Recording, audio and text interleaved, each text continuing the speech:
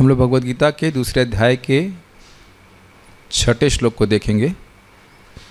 इससे पहले वाले श्लोक में अर्जुन ने क्या देखा था, अर्जुन ने क्या बोला था।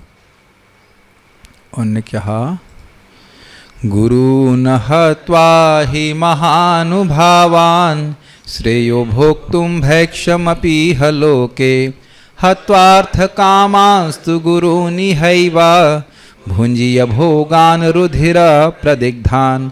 गुरून् अहत्वा, गुरुओं को न मारकर, ही महानुभाव, जो निश्चित रूप से महान है, महान व्यक्ति, गुरु ही नहीं है अपितु महान व्यक्ति हैं। श्रेयो, मेरे लिए यही श्रेष्ठकर होगा, उचित होगा कि भोक्तुम भैक्षम अपि इह लोके, इस जगत में मैं भिक्षा मांग करके खाना खा लूँ, इस प्रकार से देह का निर्वाह कर लूँ। हत्वा अर्थ कामांस्तु गुरून्, यद्यपि ये गुरु अर्थकामी हो गए हैं, फिर भी इनको मार के इह इस जगत में ही भुंजीय भोगान, मैं उनके जो भोग हैं उनको भोगूंगा, लेकिन वो भोग कैसे होंगे, रुधिरा प्रदिग्धान, वह खून से सने हुए होंगे। तो ये हम नहीं कर सकेंगे, ये बहुत खराब होगा। अब लिंक आप समझ रहे हैं, यह भी नहीं कहा जा सकता कि मुझे जय ही प्राप्त होगी, मुझे जय प्राप्त होगी या पराजय प्राप्त होगी, कुछ होगा नहीं। और गुरुओं को मारने का संकल्प, गुरुओं को मारने का संकल्प ही पापमय है, और मैं उनसे बाढ़ चलाऊंगा, वो जो करूंगा वो तो पाप लगेगा ही। तो हम तो इसमें कोई इसमें तो हम देख ही नहीं पा रहे हैं कि मेरा कोई लाभ होगा। देखिए इस श्लोक में क्या सोच रहे हैं वो, गुरुओं को नहीं मारूंगा तो लाभ है कम से कम परलोक में, और गुरुओं को मारूंगा तो परलोक में भी नष्ट होगा, परलोक भी नष्ट होगा, और यह लोक में भी मेरे को नारकीय भोग मिलेंगे। अब यानी कि ऑलरेडी गुरुओं को ना मारने का पक्ष अर्जुन बलवत कर दिए हैं, ठीक है। और अब और कह रहे हैं, और उसको स्ट्रांग करने के लिए, यह भी तो कोई जरूरी नहीं कि हम जीत ही जाएं। चलो मान लो हम बिल्कुल अधर्मी हो जाएं और उस रक्त से सने हुए भोगों को हम स्वीकार भी कर लें, मान लीजिए, तब भी तो ये कोई गारंटी नहीं कि हम जीतेंगे ही। तब देखिए कि फिर वही पुष्ट कर रहे हैं कि अच्छा हुआ कि हम युद्ध नहीं करें। तो ये इस श्लोक में आज हम देखने वाले हैं। मेरे पीछे बोलिए, ना चैतद्विद्मः कतरन्नो गरीयो, ना चैतद्विद्मः कतरन्नो गरीयो, यद्वा जयेम यदि वा नो जयेयुः, यद्वा जयेम यदि वा नो जयेयुः, यानेव हत्वा न जिजीविषाम, यानेव हत्वा न जिजीविषाम, तेव स्थितः प्रमुखे धार्तराष्ट्राः, तेव स्थिता प्रमुखे धार्तराष्ट्राः, न चैतद्विद्मः कतरन्नो गरीयो, न चैतद्विद्मः कतरन्नो गरीयो, यद्वा जयेम यदि वा नो जयेयुः, यद्वा जयेम यदि वा नो जयेयुः, यानेव हत्वा न जिजीविषाम, यानेव हत्वा न जिजीविषाम, तेव स्थितः प्रमुखे धार्तराष्ट्राः, तेव स्थिता प्रमुखे धार्तराष्ट्राः, न चैतद्विद्मः कतरन्नो गरीयो, न चैतद्विद्मः कतरन्नो गरीयो, यद्वा जयेम यदि वा नो जयेयुः, यद्वा जयेम यदि वा नो जयेयुः, यानेव हत्वा न जिजीविषाम, यानेव हत्वा न जिजीविषाम, तेव स्थितः प्रमुखे धार्तराष्ट्राः, तेव स्थिता प्रमुखे धार्तराष्ट्राः। हम आवृत्ति थोड़ा कम करेंगे, बहुत सारा श्लोक है, बहुत सारी टीकाएं भी इसमें, 42 पेज आप देख ही रहे हैं और देखेंगे भी पूरा। अनुवाद, हम यह भी नहीं जानते कि हमारे लिए क्या श्रेष्ठ है, उनको जीतना या उनके द्वारा जीता जाना। यदि हम धृतराष्ट्र के पुत्रों का वध कर देते हैं तो हमें जीवित रहने की आवश्यकता नहीं है, फिर भी वे युद्ध भूमि में हमारे समक्ष खड़े हैं। उनको जीतना, अगर ये जीत रहे हैं तो क्या मिलेगा उनको, खून से सना हुआ राज्य, और उनके द्वारा जीते गए तो फिर क्या, फिर तो कुछ नहीं मिला, और प्लस परलोक बिगड़ा क्योंकि गुरु के प्रति बाण चलाए। ये इनका आर्गुमेंट है। और क्यों कह रहे हैं कि अगर उनको मार देंगे जिनके लिए हम जीवित हैं। अब ये कुछ आश्चर्य की बात है, क्या आप कुछ समय के लिए पांडव बन जाइए। क्या आप पांडव होकर के धृतराष्ट्र के पुत्रों के लिए जीवित हैं? इज इट नॉट वेरी, काफी उदार हैं अर्जुन। जिसने पत्नी का इतना अपमान किया, जो आग में झोंक दिया या पूरा प्रयास किया झोंकने का, जो जहर दिया, उस व्यक्ति के लिए आप बताइए, बोल सकते हैं कि अब ये लोग मर जाएंगे तो हमें जीवित रहने की क्या आवश्यकता? क्या हमारा ये माइंड प्रोसेस कर पा रहा है? See, we may have never thought about this. Geeta विचार, आप बताइए, कोई व्यक्ति जिंदगी में कभी आपको जहर दिया है? जहर थोड़ी देर कच्चा चावल दे देगा तो आदमी गाली देता है कि नहीं? चने अगर नहीं पके हों डिवोटी किचन में कभी, तो दिमाग पका देते हैं ना इंचार्ज का।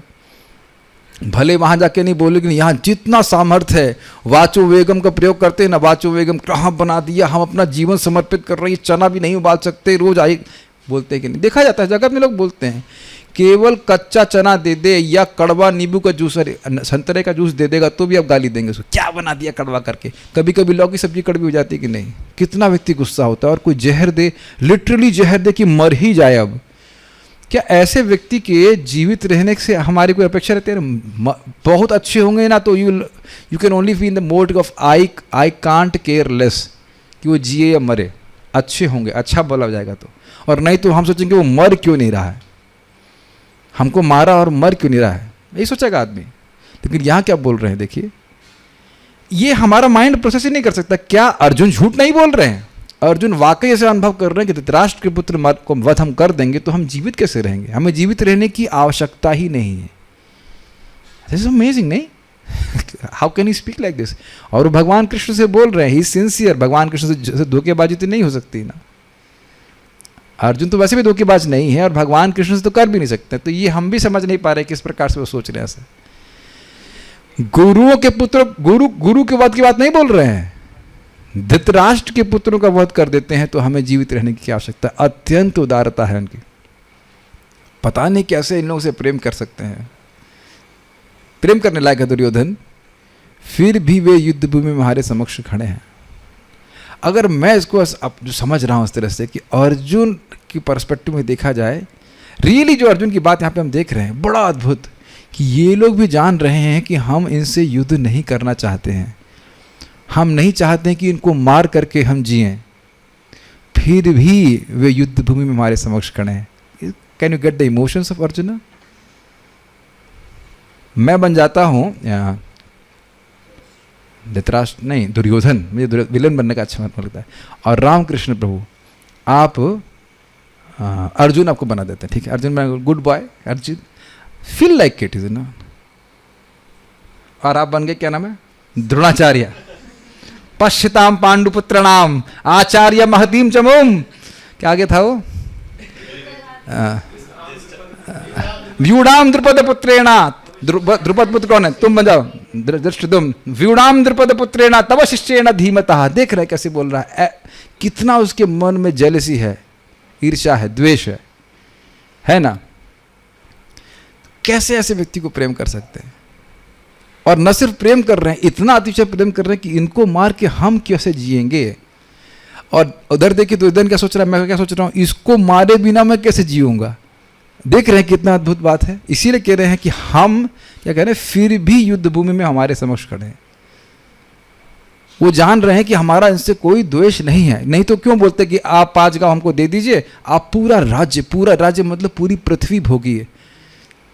करेंगे हम लोग? बताइए कभी अपनी कोठी हो और कहे हमको उधर बाथरूम दे दीजिए, थोड़ा किचन, थोड़ा साइड का सर्वेंट क्वार्टर दे दीजिए और आप पूरा कोठी भोगिए, बताइए।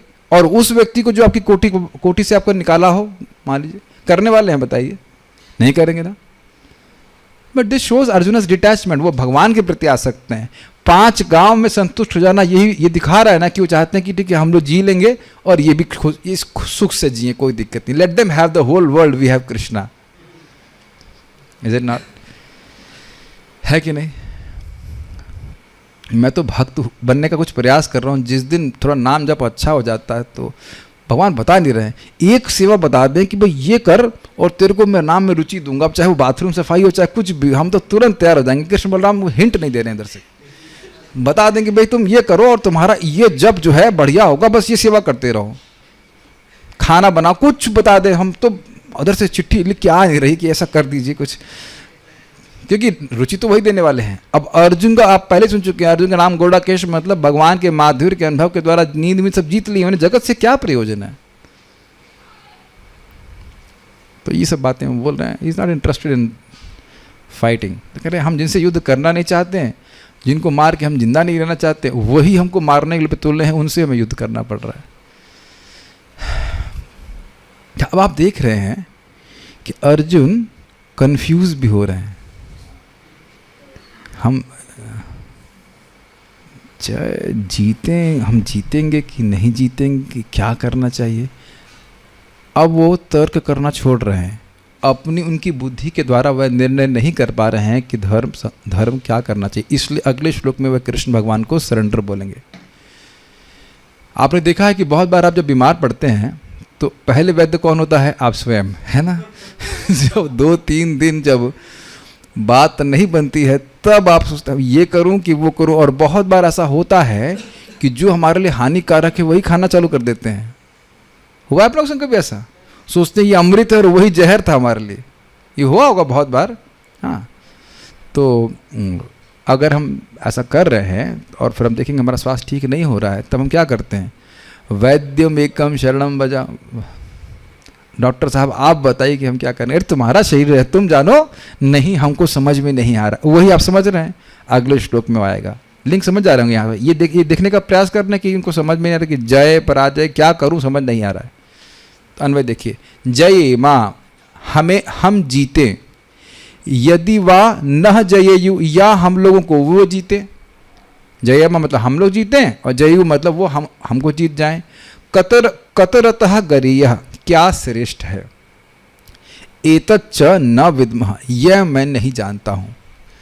तो अब ये कुछ डुअलिटी आ गई इधर, दोनों में से क्या करना चाहिए समझ नहीं पा रहे। धर्म संकट कहाँ से सूचित हो रहा है? कतरतः गरीयः क्या श्रेष्ठ है। इधर धातराष्ट्रनां सब बांधवान की तरफ कोई धर्म संकट है नहीं। क्या श्रेष्ठ है? गोली मारना श्रेष्ठ है। Fire, is it not? Firing करो, वाह simple, is it not firing? क्या दिक्कत है? बड़ा हमको अच्छा लगता है। जानामि धर्मम न च मे प्रवृत्तिम, इतना मजेदार है। जानामि अधर्मम न च मे निवृत्तिम। मैं जान रहा हूं कि धर्म क्या है और मेरी उसमें प्रवृत्ति नहीं है, परंतु मेरी प्रवृत्ति नहीं, और मैं जान रहा हूं कि अधर्म क्या है। देख रहे हैं शठ, जान रहा हूं कि यह धर्म है। Quite interesting. पता है, ऐसा नहीं कि दुर्योधन शास्त्र नहीं पढ़ते, पता है कि ये गड़बड़ कर रहा हूं, फिर भी मैं उसे छोड़ नहीं पा रहा हूं। तो उनके लिए कोई धर्म संकट नहीं, बल्कि ये कहेंगे कि ये अधर्म अच्छा है कि वो वाला धर्म अच्छा है। अब इनको हम जहर तो दे दिया है, लेकिन ये उसमें तृप्त नहीं हुआ। जला के फूकना चाहिए इनको, और उसमें तृप्त नहीं। पत्नी का अपमान तो जरूर करना चाहिए। इस प्रकार से अब देख रहे हैं, एक के बाद एक। जंगल में जाए तो उनको जलाने के लिए, मतलब उनको क्या कहते हैं जलाना, मतलब इन द सेंस दुख देने के लिए वहीं जाके हम पार्टी करेंगे। दुर्योधन इसी प्रकार का था। लेकिन कंट्रास्ट में आप देख रहे हैं, कतरतः गरीयः क्या श्रेष्ठ होगा। श्रेष्ठ मतलब इस जगत में क्या श्रेष्ठ होगा, परलोक में क्या श्रेष्ठ होगा, ये भक्त का विचार हमेशा रहता है। मैं कुछ कार्य कर रहा हूँ, उससे क्या जगत में मेरा क्या यश होगा, अपयश होगा, और मेरा भविष्य में क्या होगा। ये एक धार्मिक व्यक्ति का, धर्म का, एक भक्त का लक्षण होता है। यहाँ दिख रहा है, न विद्मा मैं नहीं जान रहा हूँ। अभी तक बहुत बोल रहे थे ना कि बहुत जानते हैं, कुल क्षय हो जाएगा, ये हो जाएगा, वो हो जाएगा। अब इनका दिमाग नहीं चल रहा है। यद्वा अथवा यानेव हत्वा, जिन लोगों को की निश्चय ही हत्वा हत्या कर न जिजीविषाम हम जीवित रहना नहीं चाहते हैं, ते धातराष्ट्र प्रमुखे अवस्थिता, वे धृतराष्ट्र के पक्ष वाले प्रमुखे सामने हमारे सामने युद्ध के लिए खड़े हैं। एक बात सोचिए, बहुत सामान्य तरह समझ में आ जाएगा। मान लो कोई पिता है, अब यहाँ जगत में बोला नहीं जाता कि माता पिता अपने बच्चों के लिए जीते हैं, ये समान वो खुद भी बोलते हैं कि हम मेहनत कर रहे हैं अपने बच्चों के लिए, इज इट नॉट? अब वो बच्चा ही पिस्तौल के सामने खड़ा हो जाए और उसी से युद्ध करना पड़े, तो अब आप क्या करेंगे? मैं तो केवल थ्योरी में बोल रहा हूँ, लेकिन जिन लोग के बच्चे होंगे वह इस बात को समझ सकते हैं ये कैसी विकट स्थिति हो गई। जिनके लिए हम जी रहे थे वही विपक्ष में आकर से हमसे युद्ध कर रहे हैं। अब हम क्या करें? इन्हें कैसे मारें? तो इस तरह से इनका प्रेम भाव था, स्नेह था, और यहाँ पे वो सूचित हो रहा है। आप लोगों को ये अजीब सी बात लगती होगी, देखिए भक्ति का एक साधना, भक्ति का एक गुण है शुभधा, और शुभधा का मतलब होता है सारे सद्गुण भक्त में होते हैं, और उसमें एक विशेष रूप से गुण पता है क्या पता है? सभी जीवों से प्रेम करना, और सारे जीव उनसे प्रेम करते हैं। इसलिए अब जब साधना भक्ति का ये गुण है, तो जो व्यक्ति प्रेमावस्था को प्राप्त है उसमें तो और भी गुण होगा कि सभी जीवों से प्रेम करता है, द्रोही जीवों से भी प्रेम करता है वो। नारद जी को गाली दिया, नारद जी ने दक्ष प्रजापति के 10,000 बच्चों को ब्रह्मचारी बना दिया। उसके बाद फिर उसने 2,000 पैदा किए, नहीं 2,000 बना, सुना है 2,000 पैदा किए, और उसके बाद फिर उनको भी ब्रह्मचारी बना। और ये पहली बार तो दक्ष सहन कर गए थे, उसके बाद इतना वो गुस्सा हो रहा था, बल बदा रहा था। और आपने देखा है किसी पे आप गुस्सा हो और आपको ब्लॉक कर दे तो आप उनको कुछ हेट मैसेज भी नहीं दे पाएंगे।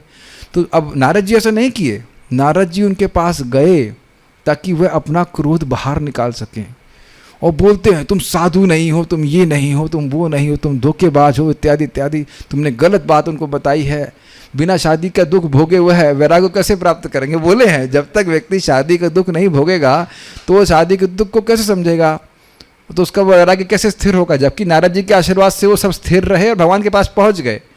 लेकिन बहुत गाली दी और नारद जी चुपचाप सुन रहे हैं, और शाप भी दिया कि तुम कहीं एक जगह स्थिर नहीं रह सकते हो। आप समझ रहे हैं, नारद जी को किसी से द्रोह नहीं है। वो कंस को जाके भी आराम से बात करते हैं, हिरण्यकशिपु से बात कर लेते हैं किसी सारी पार्टी में, पार्टी भगवान की है लेकिन उन्हें किसी से कोई द्वेष नहीं है। तो अर्जुन का भी इसी प्रकार से द्वेष नहीं है। युधिष्ठिर महाराज भी सुयोधन बोलते थे दुर्योधन को। तो इसलिए आप थोड़ा समझने का प्रयास कीजिए कि वो भक्त होने के कारण किसी से द्वेष नहीं करते। न च तत् न च एतत्, एतत् हम नहीं विद्मा, न च एतत् विद्मा, और हम यह भी नहीं समझ रहे हैं कतर अन्नो गरीयो, हमारे कतरतः नह गरीय, न मतलब हम, हमारे लिए क्या श्रेष्ठ होगा। गरीय का अर्थ होता है श्रेष्ठ। अहो बता स्वपचतो गरीयान, तो गरीयान मतलब श्रेष्ठ। तो गरीय कैसे, क्या चीज़ हमारे लिए श्रेष्ठ होगा? यद्वा जयेमा यदि वा नो जयेयु, हम उनको जीते जयेमा, यदि वा ना जयेयु, या हमारे हमको वो जीत ले, हमको नहीं समझ में आ रहा है। याने व हत्वा न जिजीविषामः, जिनको हम मार देंगे, जिनको मार के, याने व हत्वा जिनको मार के, न जिजीविषामः, जिजीविषा का अर्थ होता है जीने की इच्छा, समझ रहे हैं? याने व हत्वा समझ रहे हैं, याने व हत्वा न जीविषामः का अर्थ हुआ कि जिनको मार कर हम जीने की इच्छा ही नहीं रखेंगे। ते अवस्थितः प्रमुखे धार्त राष्ट्र, वो धृतराष्ट्र के प्यारे प्यारे धर्म भीरु, धर्म मेरे मैं जोड़ रहा हूँ उनके विशेषण, धर्म को पालन करने वाले, धर्म के पथ पर अधर्म के पथ पर अडिग चलने वाले व्यक्ति धृतराष्ट्र एवं सबांधवान प्रमुखे, हमारे मुख के सामने प्रकृष्ट रूप से अवस्थित है। दिख रहा है कि चेहरों पे, इनके शरीर पे मुझे बाण चलाना होगा। ओके,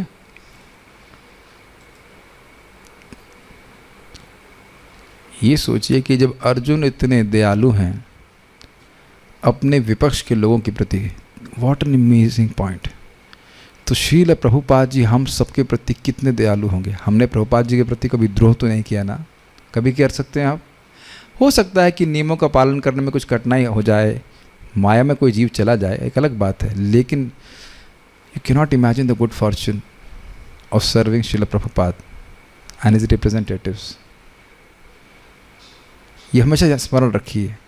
यहाँ अर्जुन विपक्ष के लोगों के प्रति दया कर रहे हैं, तो अपनों से कितना अधिक प्रेम करते होंगे, सोचिए। We are somehow other by extreme mercy under the tutelage, समझते हैं इंग्लिश में tutelage, अंडर द छत्र, पक्षपात कह लीजिए, पक्षपात ऑफ श्रील प्रभुपाद। इसीलिए प्रभुपाद जी कहते हैं don't leave ISKCON ever. ISKCON leave करने का मतलब ये नहीं कि अब आप मंदिर के बाहर रह रहे तो अब तुम निकल के आइए। Practicing Krishna consciousness as what Prabhupada has given. इससे पहले मैं आगे जाऊं, बहुत सुंदर बात प्रभुपाद अपने लेक्चर में कह रहे थे, बहुत सुंदर बात, वेरी इंस्पिरेशनल। भाई रामकृष्ण प्रभु माइक लीजिए। आप मान लीजिए अपनी कंपनी की कहीं मीटिंग में जाते हैं, भेजते भी होंगे शायद आपको कभी, मुझे पता नहीं, एज अ रिप्रेजेंटेटिव, तो आपके मन में क्या विचार आता है? यही विचार आता है ना कि मैं कंपनी का फ़ायदा कैसे करूं? Yes, is it not obvious? तभी आपको रिप्रेजेंटेटिव माना जाएगा। एग्जैक्ट प्रपात उत्तर दे रहे हैं। कोई भी मेडिकल रिप्रेजेंटेटिव है, मान लो फाइजर का है, तो किसी दूसरी कंपनी की दवा नहीं बेचता है वो। समझ रहे हैं? Is it not normal? Is it not normal? और फाइजर कंपनी बहुत बड़ी कंपनी मेडिसिन की है, उसके मेडिकल रिप्रेजेंटेटिव बहुत सिंपल होते हैं, is it not? But they are representative of Pfizer.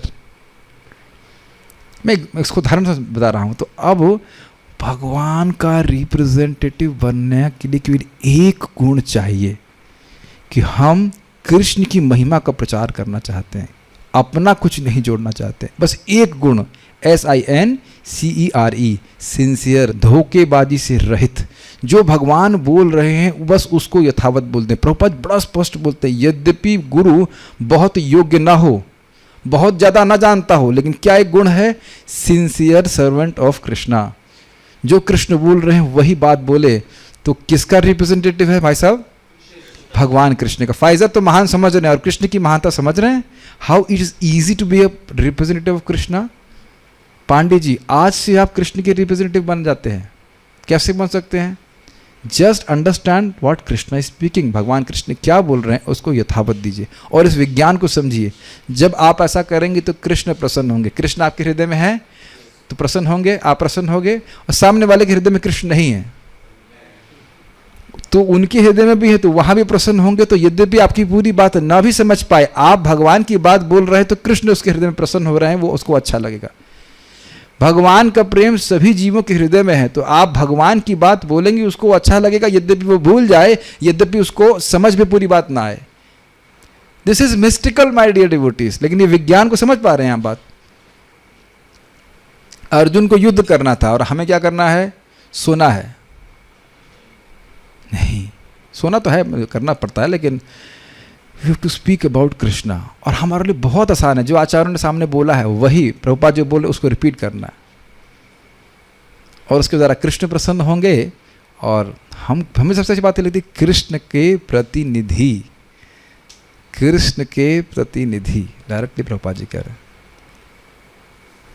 ठीक है, चलिए आगे बढ़ते हैं। हमको बताना था ये बात इसलिए बताई और हमको बहुत अच्छी लगी थी। जैसे अर्जुन भगवान के यहाँ प्रतिनिधि है कि नहीं, अर्जुन भगवान के बिहाफ पे युद्ध कर रहे हैं कि नहीं, अर्जुन कृष्ण का एक मिशन है कि नहीं, और उस मिशन को भगवान ने पहले अकम्प्लिश कर लिया कि नहीं? यस। लेकिन ईमानदारी से भगवान की बात मान करके उनको युद्ध करना था, बाकी कुछ सब कुछ कृष्ण संपादित कर देंगे। अपने जीवन में इस बात को पकड़िए कि मुझे भगवान की कीर्ति का, यश का प्रचार करना है। केवल इसी जीवन में नहीं, जन्म जन्मांतर जहाँ भगवान पोस्टिंग करें, ट्रांसफ़र करवा दें, वहीं पे कृष्ण का कथा का प्रचार करना है। सोचिए 30-40 साल भजन करने के बाद आपको दोबारा जन्म भी मिला तो कितने शक्तिशाली होंगे आप। Think about it. अभी भी कितने सारे गुण आ गए कि नहीं? गीता समझ में आ रही है कि आसान बात है? पूरा जीवन लोगों का बीत जाता है, नहीं समझ पा रहे हैं। और सोचिए 40-50 साल मान लो भगवान के पास नहीं भी गए, जैसे कि श्रील भक्ति ठाकुर जी चंद्रमा को देखे, कह रहे वहाँ बहुत इंद्रिय तृप्ति चल रही है। These acharya are amazing, is it not? अरे बहुत इंद्रिय तृप्ति चल रही है, तो वहाँ वो प्रीचिंग कर रहे होंगे। प्रभुपाद जी भी कहीं ना कहीं प्रीचिंग कर रहे होंगे, उनके संग हम और उनके सारे पार्षद प्रचार कर रहे होंगे, कर ही रहे होंगे। हे भगवान, हम तो सोच रहे थे कि बस यही सारी तपस्या है, उसके बाद कुछ नहीं करना है। नहीं, सब जगह कहीं पे भी दिस इज फन। रमयति आतुरम जगत, सारार्थ वर्षणी। परंतु गुरु द्रोह में प्रवृत्त हम लोगों की जीत होगी या हार होगी, इसे मैं नहीं जानता। पिछले श्लोक से आप देखिए रहते, गुरुओं को मारेंगे तो पाप तो लगेगा, और पाप लगे तो चलो भाई कुछ जीत ही जाए, कोई अश्योरेंस हो तो ठीक है, कुछ भी पता नहीं कि जीतेंगे हारेंगे। तो ये बात हम इसलिए युद्ध करना, कुछ क्या करे समझ नहीं आ रहा है, ये बात बोल रहे हैं यहाँ। इसके लिए ही अर्जुन ने च न च एतद इत्यादि बोल रहे हैं। पुनः जय तथा पराजय में हम लोगों के लिए कौन सा अधिक श्रेष्ठ होगा, यह भी मैं नहीं जानता हूँ, जीते या हारे। यहाँ अर्जुन दो पक्ष दिखा रहे हैं। एक ओर वे अपनी जय दिखा रहे हैं तथा दूसरी ओर अपनी पराजय दिखा रहे हैं। या तो वो हम लोग जीत जाएंगे जय माँ, या वो हमको जीतेंगे जय यू। परंतु तब भी व्यक्ति कह सकता है तो एक संभावना है ना, 50% चांस है ना कि आप जीतेंगे। परंतु अर्जुन कह रहे हैं कि हम लोगों के लिए जय भी परिणाम में पराजय के ही समान है, इसलिए वे याने इत्यादि शब्दों का उल्लेख कर रहे हैं। याने को मतलब जिनको मार करके हम खुद जीने की इच्छा को नहीं रखेंगे तो वो हमारे सामने खड़े हैं, तो वह जय भी मान भी लिया जाए कि हम जीत गए, तो वह जय भी तो पराजय की तरह होगी। जैसे आप समझिए, हम युद्ध करने निकले, सबको मार दिया, अब अकेले बचे हैं हम राज्य में, तो आप चक्रवर्ती सम्राट हैं किसके? खुद ही के है कि नहीं? What is this? अरे आप लोग ज़्यादा समझ जाएंगे इस बात को। किसी के नंबर अच्छे आए हैं 10th में, ये सब फेलियर यहाँ पे आ गए? अच्छा 1 2 3 ठीक। ये बताइए कि जब कितने आए थे? 84% आए थे, और 86 90 आपके ICSE 91 इसीलिए पूछ रहा ICSE नहीं, जो भी है कह रही तो मजाक की बात। लेकिन ये बताइए कि जब व्यक्ति का नंबर आए थे तो सबसे पहले क्या किए थे? अपने घर में मोस्टली अपने घर में मम्मी को जाके दिखाते हैं, मम्मी के पापा को बताते हैं कि उनकी उम्मीद थी। जनरली मैं बोलता ऐसा करते हैं अब तो कॉलर भी बांधने दिया, ऊंचा नहीं कर, कॉलर भी नहीं है तो ऊंचा नहीं कर सकते, नहीं यूजलेस थिंग थी, बट जस्ट छोटी सी उपलब्धि देखिए 91% या किसी का 95 आता है। ये जैसे मेरा IIT में अच्छा रैंक आया था, तुरंत हम घर में फ़ोन किए कि हमारा रैंक आ गया। अब मान लीजिए मेरा IIT में सिलेक्शन होता और घर फ़ोन करके मालूम चलता कि माता और पिता की डेथ हो चुकी है, तब क्या सुख मिलता उस IIT के सिलेक्शन से?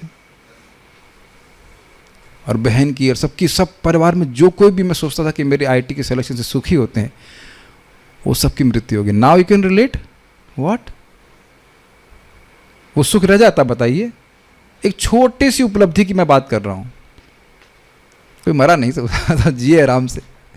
लेकिन मैं बोल रहा हूँ कि ये अब समझ में आ रहा है अर्जुन की बात, कि हम इतनी बड़ी उपलब्धि प्राप्त भी कर लें, युद्ध कर भी लें, किसको मैं आके बोलूँगा? मान लो चलिए एकदम आप प्रवेश कर जाइए, अर्जुन कहीं युद्ध करके आए और युद्ध जीत के आए, युद्ध तो जीते ही हैं, और लौट के आए और भीष्म पितामह के सामने आए। हुआ भी ऐसा है, मैं बोलते हुए रोमांचित हो रहा हूँ।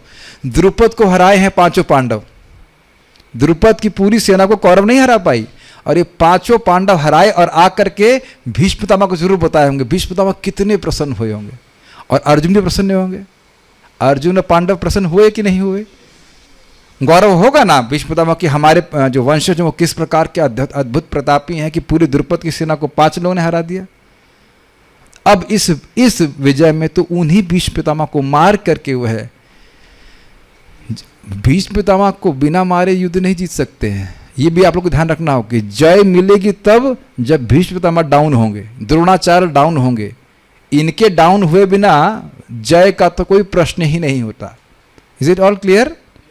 ये तो क्लियर है कि जय मतलब Bhishma Pitamah has to die, Dronacharya को मरना ही पड़ेगा। तो इस जय का सर्टिफिकेट किसको दिखाऊंगा, ये कहने करता, ये बोल रहे हो। तो वो तो हमारे लिए पराजय जैसे ही होगी ना। आप समझ गए ना एग्जाम्पल, कि मैं घर में पूछता और देखा कि सब लोग मर गए, सब कुछ हो गया, या उनको मेरे ऐसे कहे मेरे IIT में सिलेक्शन से हार्ट अटैक से सब मर गए, इसका हो गया, सब मर गए। तो ये भी एक कठिनाई। फिर मैं यही कहता था यार इससे अच्छा तो सिलेक्शन नहीं होता, कम से कम माता पिता जिंदा तो रहते। समझ में आ गया ना? ये सब मैं एक थ्योरी बात बोल रहा हूँ, लेकिन एक संभावना है कि ऐसा हो सकता है, तो ये खाली बोल रहा हूँ। ऐसा हुआ कुछ नहीं, सब लोग आराम से खा पी रहे हैं, कोई दिक्कत नहीं। गीता भूषण टीका। यद्यपि आप जानते हैं कि भिक्षा मांगकर खाना यह क्षत्रियों के लिए विगरहित है। विगरहित मतलब अत्यंत खराब, गर्हित मतलब खराब, विगरहित मतलब विशेषण गर्हित है, बहुत खराब है। और युद्ध करना क्षत्रिय का धर्म है, फिर भी आप युद्ध की निंदा कर रहे हैं। तो इस पर अर्जुन कह रहे हैं कि न च एतद। देखिए चक्रवर्ती पाद की टीका जब आप पढ़ रहे हैं तो ऐसा लग रहा है कि अर्जुन अभी कंफ्यूजन में नहीं है, क्योंकि जीतेंगे हारेंगे, 2 ऑप्शन है। हारेंगे तो फिर कोई मतलब ही नहीं है युद्ध करने का, मालूम ही है कि हारना है तो कोई मतलब नहीं है, और जीतेंगे तो भी हारेंगे, तो वहाँ कन्फ्यूजन नहीं दिख रहा है ना। लेकिन मतलब युद्ध नहीं करना चाहिए, हाँ यही सुनाई पड़ रहा है। लेकिन बलदेव विद्याभूषण पाद यहाँ पे कर रहे हैं और क्लियर कर रहे हैं कि आपको आपने पूछे सुना ना कि बोल रहे हैं कि भैक्षमपि है लोग, कि भिक्षा खा के मैं रह जाऊंगा। तो कह रहे हैं कि भिक्षा खाना बहुत खराब है कि नहीं, जानते हो कि नहीं। और यही अर्जुन आप जानते हैं आगे जा कर के जब दुर्योधन के पास जाते वो 5 बाण मांगने के लिए, तो दुर्योधन बोलता है, उनको बोलते हैं कि हमें फिर वरदान चाहिए। तो कहते हैं ठीक है तो राज्य चाहिए, दे देता हूँ राज्य। कहते हैं नहीं, राज्य तो हम युद्ध करके ही लेंगे। जानते हैं इस बात को। तो भिक्षा मांग के लेंगे राज्य। ये ध्यान दीजिएगा कि जब 5 गांव भगवान मांगने गए थे तो भिक्षा नहीं मांग रहे थे कि हमें 5 गांव दे दीजिए, आपके अधीनस्थ रहेंगे, ये नहीं बोल रहे थे। We have to be very careful. ऐसा नहीं था कि पूरा राज्य करेंगे और ये जो पांडव हैं इनके अंदर सेवा करेंगे ना, ऐसा कुछ नहीं था। हमें गांव दो, हम गांव में रहेंगे, आप राज्य लीजिए, लेकिन आपके अंडर में नहीं रह रहे। कहीं आपको ये कंफ्यूजन ना रहेगी कि भिक्षा मांग रहे हैं, हाथ जोड़कर भिक्षा नहीं मांग रहे हैं। कहीं कंफ्यूजन तो नहीं था ना, भिक्षा नहीं मांग रहे थे वो कि हमको दे दीजिए, 5 गांव दे दीजिए करके नहीं बोल रहे। वह बहुत ध्यान से सबको बात समझनी होगी। तो कह रहे हैं कि ये भिक्षा मांगना आपके लिए अत्यंत गर्हित है। एक बात, ये काम गलत है आपके लिए और युद्ध करना आपका धर्म है, तो स्वधर्म को त्यागना ये बहुत बड़ा बात, बहुत खराब बात बोली जाएगी। तो इस पर अर्जुन कह रहे हैं, मैं नहीं जानता कि मेरे लिए युद्ध करना अच्छा है या भिक्षा मांगकर जीना। मैं नहीं जान रहा हूं कि मेरे लिए हिंसा का त्याग करके भिक्षा मांगकर जीना श्रेयस्कर है या अपने कर्तव्य के अनुसार युद्ध करना। मैं यह भी नहीं जान रहा हूं कि मैं धृतराष्ट्र के पुत्रों पर विजय प्राप्त करूंगा या युद्ध प्रारंभ होने के पश्चात वह मुझ पर विजय प्राप्त करेंगे। क्या क्या नहीं जान रहे हैं। एक बात कि मैं ना च एतद् विद्मा, मैं ये नहीं समझ रहा हूं कि मेरे लिए युद्ध करना अच्छा है या भिक्षा मांगना। मैं बोल जरूर रहा हूं कि मेरे लिए भिक्षा मांगना अच्छा है, लेकिन वो बोल रहे हैं। ऐसा मत सोचिए कि वो क्षत्रिय धर्म से अनभिज्ञ हैं, कभी उस तरह से वो लूलू नहीं बने। बल्कि आप देखिए विराट युद्ध अद्भुत है। आप मान लो अर्जुन हो या मान लीजिए हमें कोई एक क्षत्रिय अकेले हैं और इतने सारे धुरंधरों को देखेंगे तो आदमी सोचेगा ना मैं युद्ध कैसे करूंगा। वो एक क्षण नहीं सोचे। मैं बार बार बोल के मुझे रोमांच आया ना, एक क्या अद्भुत आदमी है, एक क्षण नहीं सोचे क्या उनका मतलब सामर्थ्य है। कहते हैं जिगर, समझते हैं जिगर, बाहुबल तो है ही और जिगर भी है कि अकेले युद्ध कर दिया। और उनका सारथी भाग रहा है सारथी भाग रहा है, सारथी की हालत खराब हो रही है, लेकिन कितना सुंदर है। और यहाँ सारथी कृष्ण है। सो ये भी कॉन्ट्रास्ट देखिए, वहाँ सारथी उत्तर है जिसके पास कोई उत्तर नहीं है, भाग रहा है वहाँ से वो जान बचाने के लिए। तो वहाँ युद्ध कर लिए, किसके रूप में, नपुंसक के रूप में, ब्रनला के रूप में। और यहाँ पूरे क्षत्रिय रूप में है और कृष्ण सारथी और भाग रहे हैं यहाँ से। ये भी आश्चर्य की बात है। तो कह रहे हैं कि हमको समझ में नहीं आ रहा, हम बोल रहे हैं। बहुत बार लोग बोलते हैं लेकिन वो विचार नहीं करते कि क्या बोल रहे हैं। सुना है आपने कई बार ऐसा लोग बोलते हैं, सब आपको पता है क्या बोल रहे हैं। तो वो कह रहा है कि हमको समझ नहीं आ रहा कि हमारे लिए युद्ध करना अच्छा है या भिक्षा मांगकर जीना। दूसरा, मैं ये भी नहीं जान रहा हूं कि हिंसा का त्याग करके भिक्षा मांगकर जीना श्रेयस्कर है या अपने कर्तव्य के अनुसार युद्ध करना। एक ही बात है, सेम ही बात है, डबल कैसे हो गया।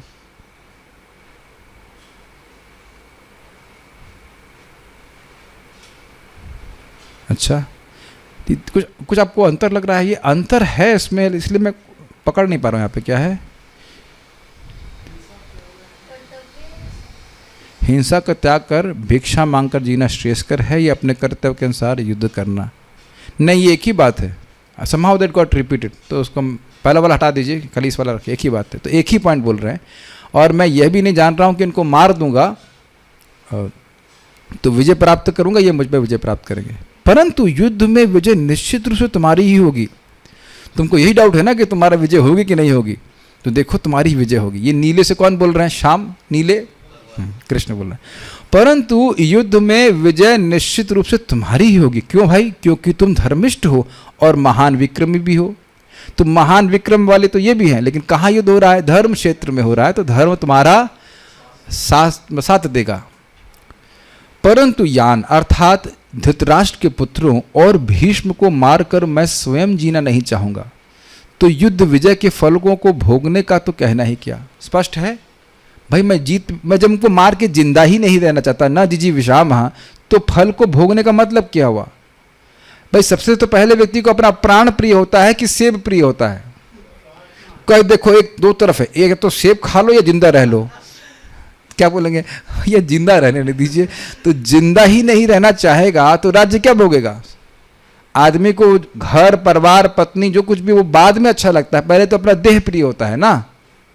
अरे यस और नो कुछ तो बोलो, सब कमजोर हो गए सबके। हाँ ठीक है, तो जब हमको देह ही प्रिय नहीं रहेगा अपना इनको मारने के बाद, तो हम राज्य क्या भोगेंगे? तो हमारे लिए विजय, अगर मान लो आप कहो कि ये विजय हो भी जाएगी तो इस विजय का क्या प्रयोजन?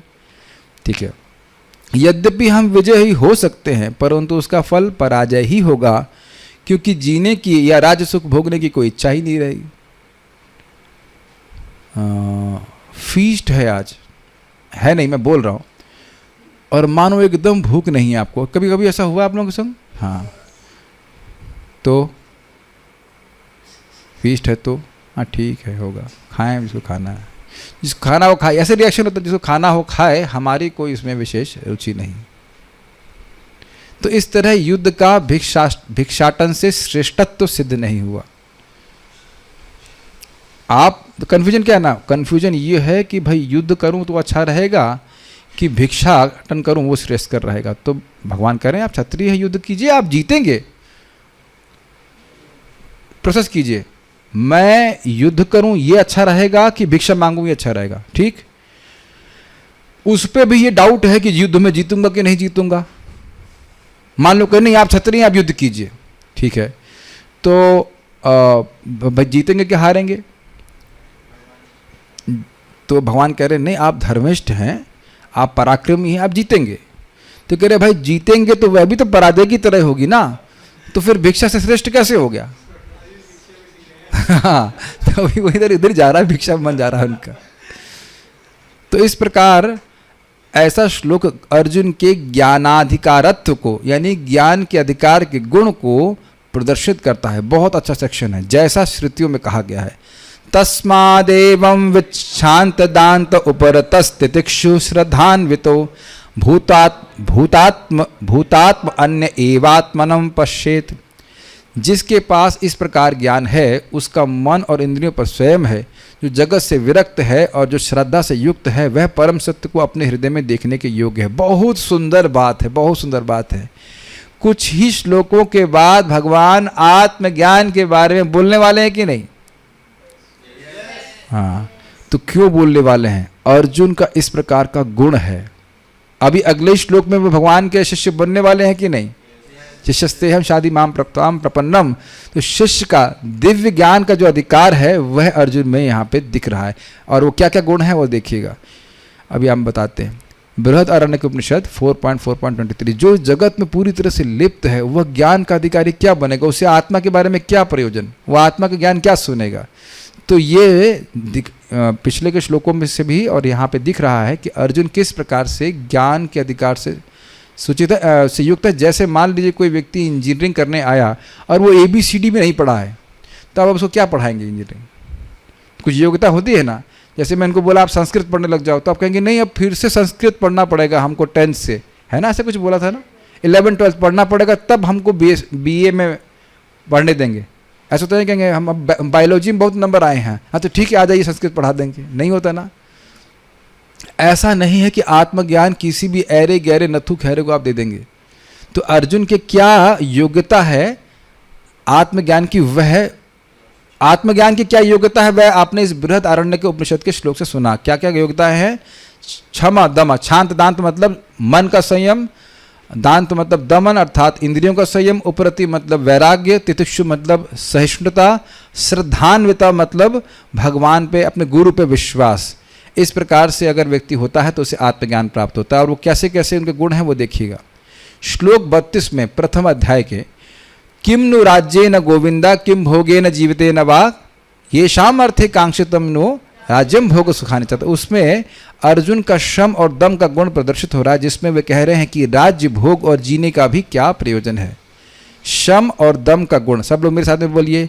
किम नो राज्ये न गोविंदा किम भोगैर जीवते न वा येषाम अर्थे कांक्षितम नो राज्यम भोगा सुखानि च।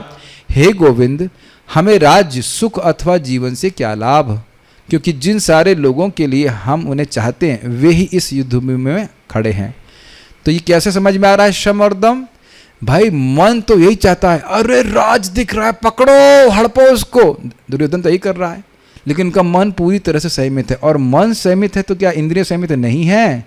जी हाँ, इंद्रिय संयमित नहीं होंगे तो मन कैसे संयमित हो सकता है? तो ये शम और दम का गुण है। Are able to follow? शम का मतलब होता है मन को शमित करना, मन को कंट्रोल करना। मन में इच्छाएं होती हैं, ये चाहिए ही, at any cost I want. और यहां क्या बोल रहे हैं? At any cost I don't want. किसी भी उपलब्धि के लिए मैं इनको नहीं मारना चाहता हूं। तो मन में है ना, मन संयमित है कि नहीं? और दम मतलब इंद्रियों का संयम, ठीक है। भोग नहीं चाहते। भोग कैसे करते हैं हम लोग? इंद्रियों से करते हैं कि नहीं? किसी भी भोग का हमारे लिए क्या प्रयोजन? मतलब इंद्रिय संयमित हुए कि नहीं? समझ में आ रहा है कि नहीं? हम पूछ लेंगे, ऐसा नहीं यस यस करते हुए 11:15 हो गया, जल्दी हम सब जिता स्नाह जिता श्वास जिता संगा जितेंद्रिय, समझ गए? ये सब चीजें इतनी जल्दी समझ में नहीं आएंगी। किम भोग? अब बताइए, हमारी इंद्रियां भोग के पीछे नहीं भागी रहती हैं? जब कोई बदे भोगों का क्या करना हमारा, तो इसकी इंद्रियां संयमित हो गई कि नहीं? ये बात बोल रहे हैं। ये शाम अर्थे कांक्षितम नो राज्यम भोग सुखाने चाहिए। उनके मन में भी भोग की कोई इच्छा नहीं है। जिनके लिए चाहिए वही सब मरने वाले हैं।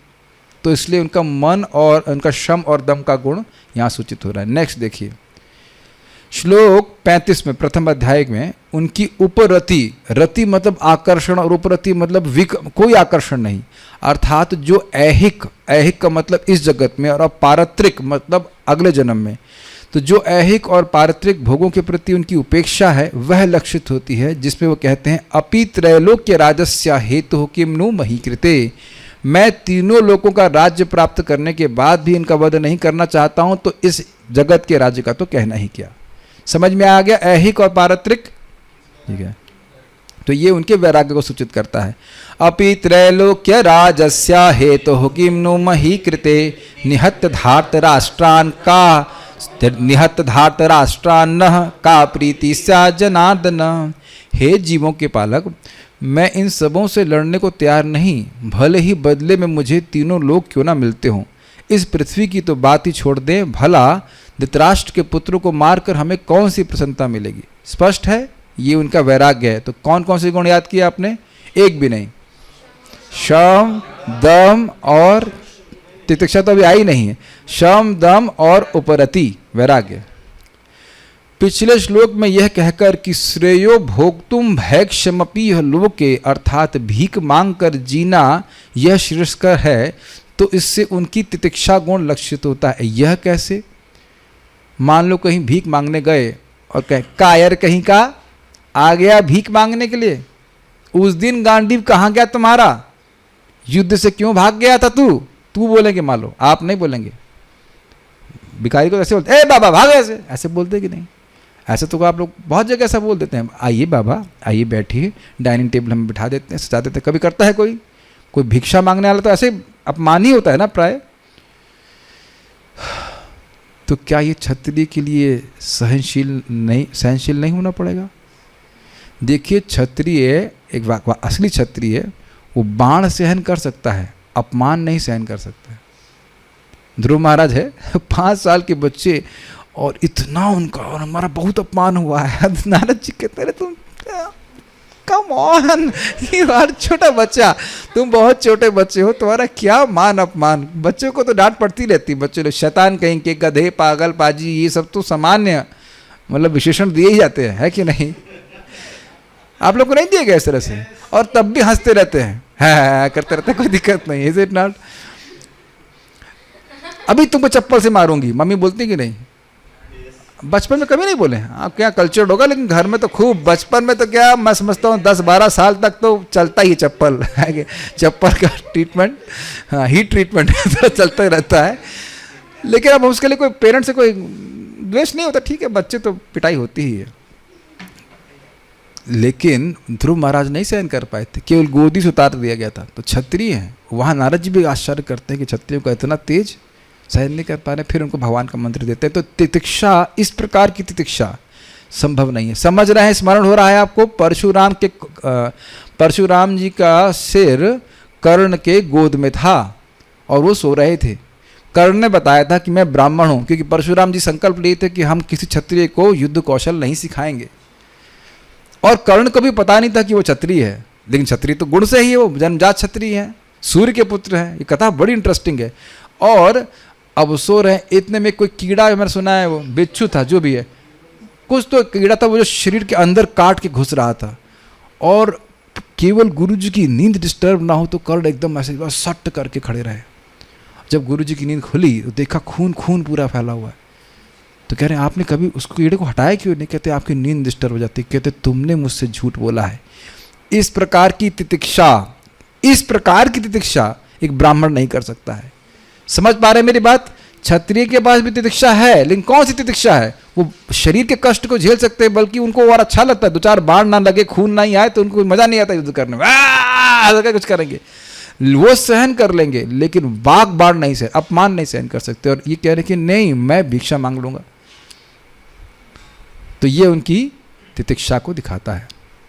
गुरुन् हत्वा हि महानुभावान् श्रेयो भोक्तुं भैक्षमपीह लोके हत्वार्थ कामांस्तु गुरूनिहैव भुंजीय भोगान् रुधिर प्रदिग्धान्।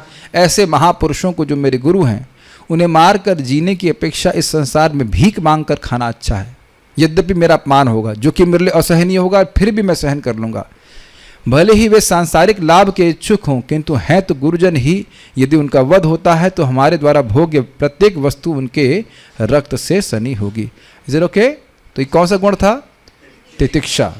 कितने गुण याद हुए आपको? शम, दम, उपरति और तितिक्षा। ये गुण केवल अर्जुन में नहीं चाहिए माय डियर डिवोटीज। हमने भी अगर आत्मज्ञान प्राप्त करना है तो ये हमारे अंदर भी होना चाहिए। तरोरपि सहिष्णुना। और वो पेड़ कैक्टस का नहीं होना चाहिए। हाँ, हम ऐसे बनेंगे जैसे कैक्टस, कोई छू देगा तो तुरंत जरूर एक पेड़ हमने सेलेक्ट है, ये बबूल या फिर कैक्टस, 2 को हमने पकड़ा है। या बेर के बन जाएंगे, फल देंगे छोटा सा और कांटे देंगे बहुत सारे, है कि नहीं? नहीं। तो याद हुआ? फिर से याद कीजिए। शम दम, दम लगा के बोलिए। शम दम उपरति और तितिक्षा। तितिक्षा, उपरति, दम, शम। उपरति, तितिक्षा, दम, शम। समझ आ गया? ठीक है। गुरु के वचनों में उनकी दृढ़ श्रद्धा अगले श्लोक से लक्षित होगी। गुरु के वचनों में श्रद्धा क्या है? कार्पण्य दोषोपहत स्वभाव पृच्छामि त्वां धर्म सम्मूढ़ चेता यश्रेयस्यानिश्चितं ब्रूहि तन्मे शिष्यस्ते हम शाधि मां त्वां प्रपन्नम। अब मैं अपनी कृपण दुर्बलता के कारण अपना कर्तव्य भूल गया हूँ और सारा धैर्य खो चुका हूँ।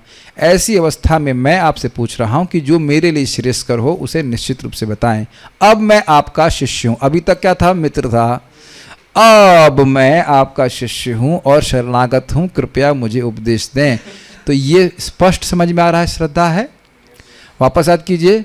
गुरु में श्रद्धा, तितिक्षा, बोलो, उपरति, साम दाम नहीं, शम दाम, साम दाम दंड वेद। पॉलिटिक्स चालू कर दिया आपने। साम दाम नहीं, शम और दम। शम बहुत अंतर हो जाएगा। साम दाम पॉलिटिक्स में चलता है, क्षत्रिय करते हैं।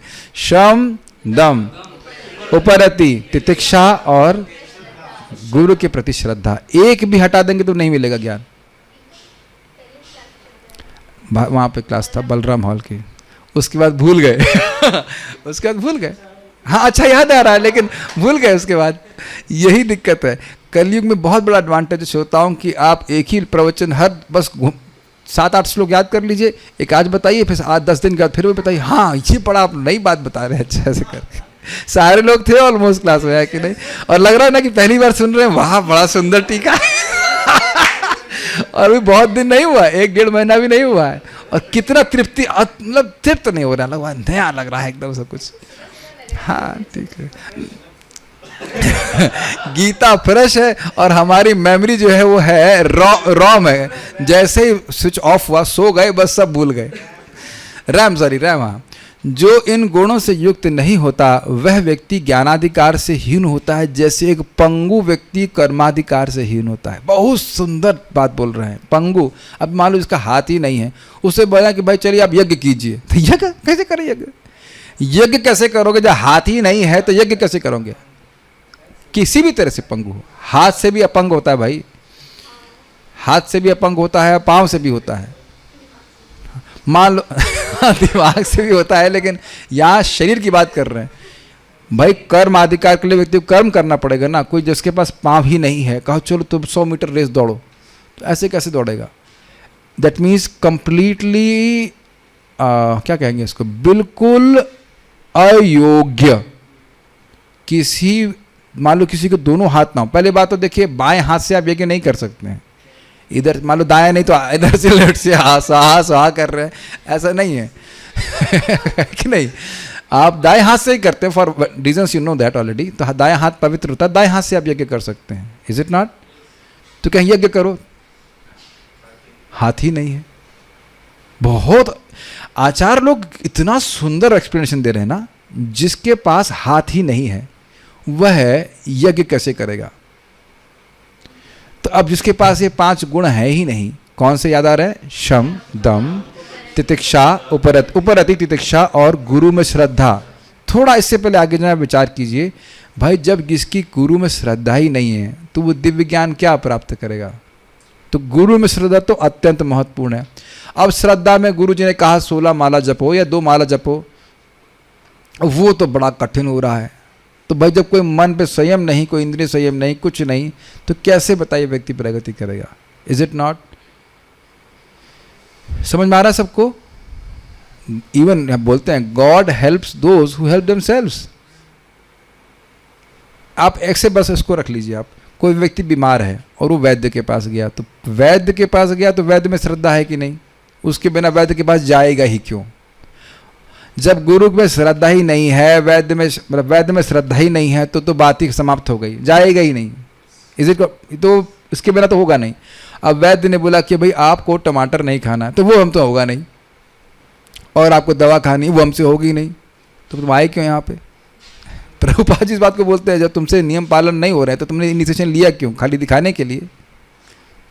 एक बात, शम और दम, ये समझ में आ रहा है? मान लो कोई भक्त छाप लगवा लिया इधर, गुरुजी का टैटू बनवा दिया उसने अपने यहाँ पे बढ़िया सा, और टी-शर्ट भी गुरुजी के फोटो और नाम से युक्त है, लेकिन अब जाप नहीं कर रहा है और कुछ नहीं कर रहा है, तो बताइए कैसे उसे दिव्य ज्ञान प्राप्त हो जाएगा? कुछ होने वाला है?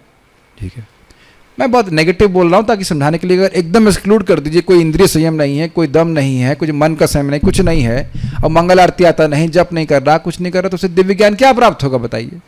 अरे आप मान लो 2 मिनट के लिए खुद ही गुरु बन जाओ, किसी को बता रहे हो कि 1 मिनट तुम माला करो, 1 माला, जब 1 माला भी करने को तैयार नहीं है तो क्या बताएंगे आप उसको? क्या क्या ज्ञान देंगे आप बताइए?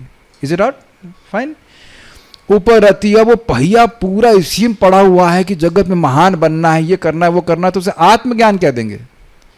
ये आप करके देखिएगा। जो लोग बहुत ज्यादा भौतिकता में लिप्त हैं उनके पास टाइम नहीं है गीता भागवत सुनने का, नहीं ना। भक्ति में वो व्यक्ति आता है जो पूरी तरह से लिप्त भी नहीं है और पूरी तरह से अलिप्त भी नहीं है। अब जो गीता क्लास में बैठ ही नहीं पाएगा, इतना लिप्त है, तो क्या समझेगा? ये मैंने देखा है। नामनिष्ठ प्रभु आए थे प्रवचन करने के लिए और लोग ऐ बकवास फालतू बोल दिए, 1 घंटा वो खाली बैठे और बिल्कुल खारिज कर दिए। मैं नहीं जान रहा हूँ कि अब तक भक्ति में आए हैं, बिल्कुल खारिज कर दिए, बिल्कुल खारिज कर दी। कोई श्रद्धा कुछ भी नहीं था उनका। ऐसे बहुत लोग आते हैं फालतू बोल के चले जाते हैं, जबकि मुझे बहुत स्ट्राइक किया था कि हम शरीर नहीं महात्मा है। It is it not? उसके बाद उपरति हो गया, उसके बाद क्या है? तितिक्षा, सहिष्णुता है ही नहीं। अरे गुरु की बात तो आपको सहन करना। देखिए आध्यात्मिक जीवन में गुरु जी की डांट पड़ना जरूरी है, क्योंकि हम लोग बहुत बेवकूफ़ी की बातें बोलते हैं।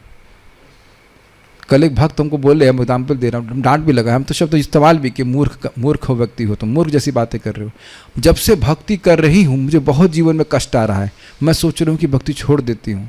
अब उधर तो मैं कल रात में मुझे बहुत गुस्सा आ रहा था, समझ नहीं पा रहे हैं कि कितना दुख इस जगत पे ऑलरेडी आप भोग चुके हो, फिर भक्ति करने को मिल रहा है अनादिकाल से, और इतना सुंदर मौका मिल रहा है, छोड़ देंगे तो दोबारा क्या माँ के घर में नहीं बैठना पड़ेगा? तब किसको बोलोगे कि हमको अच्छा नहीं लग रहा है, मैं सोचती हूँ बाहर आ जाऊँ।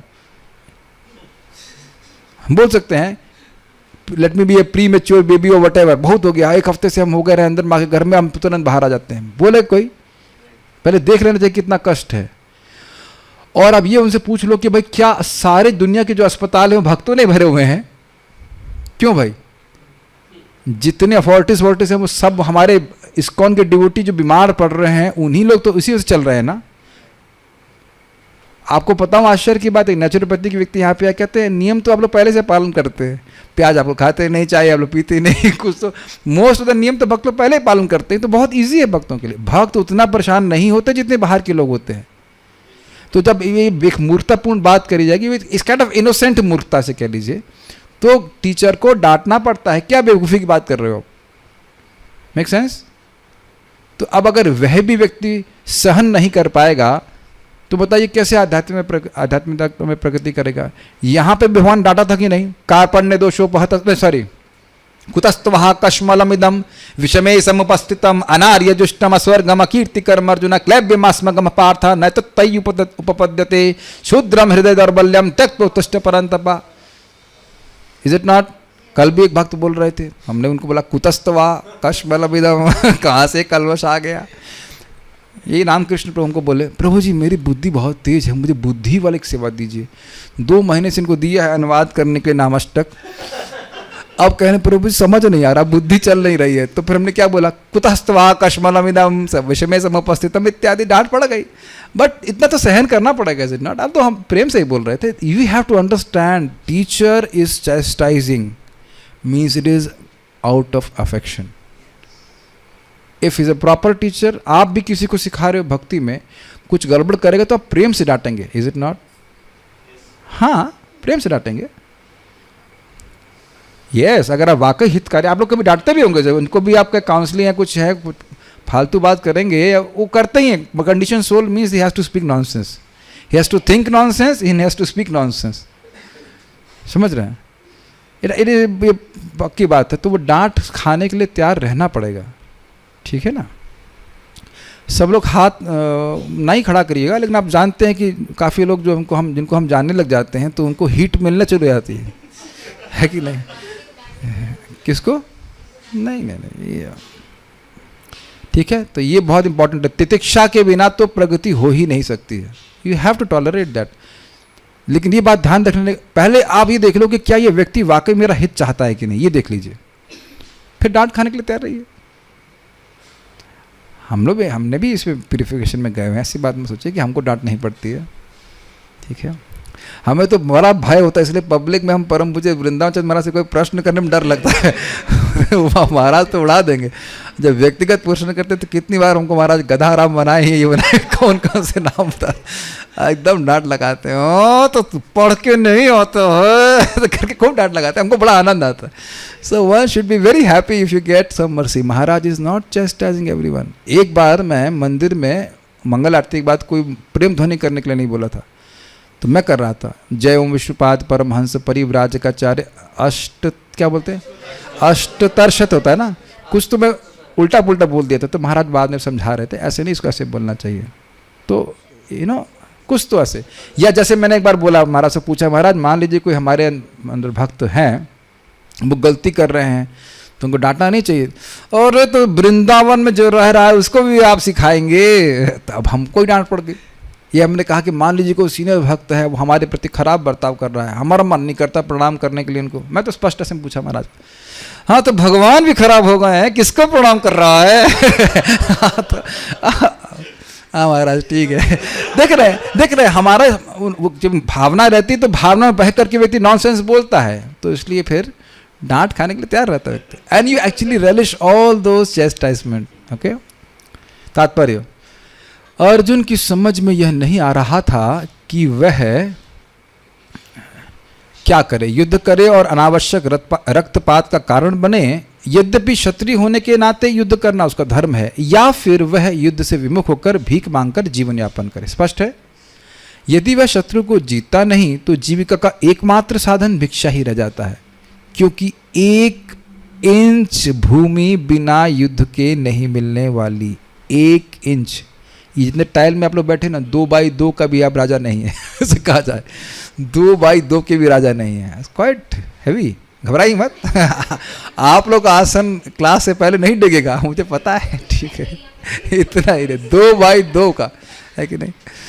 यदि उसकी विजय हो भी जाए क्योंकि उसका पक्ष न्याय पर है, पढ़ा था भी, तुम धर्मिष्ठ हो जीतोगे, तो भी यदि धृतराष्ट्र के पुत्र मरते हैं तो उनके बिना रह पाना अत्यंत कठिन हो जाएगा। अब समझ रहा हूँ कि इधर टीका समझने के बाद प्रभुपाद का तात्पर्य आपको बड़ा स्पष्ट समझ में आ जाएगा।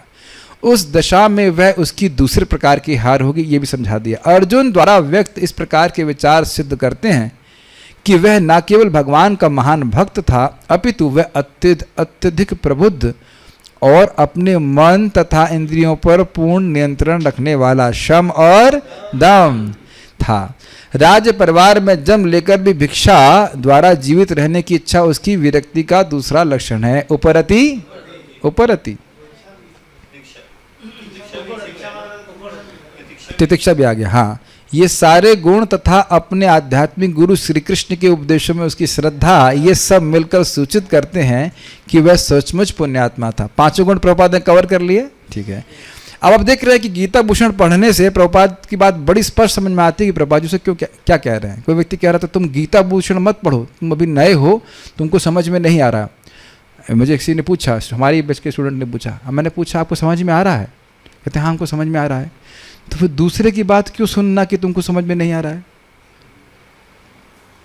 देख रहे हैं कि जब कोमल श्रद्धा होती तो लोग कैसे खा जाते हैं उसको।